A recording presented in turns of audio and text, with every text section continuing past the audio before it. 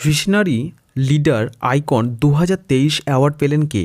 ক রতন টাটা, খ আজিম প্রেমজি, গ ডক্টর শ্রীনিবাস নায়েক ধারাবাত, নাকি ঘ মুকেশ আম্বানি?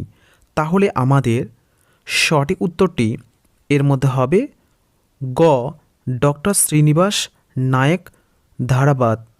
পরের প্রশ্নের মধ্যে দেখো কি দেওয়া আছে। পরের প্রশ্নের মধ্যে দেওয়া আছে কি আইপিএল 2024-এ কোন টিমের ক্যাপ্টেন হিসেবে নিযুক্ত হলেন হার্দিক পান্ডিয়া? ক গুজরাট টাইটান্স, খ মুম্বাই ইন্ডিয়ান্স, গ আরসিবি, নাকি ঘ কেকেআর?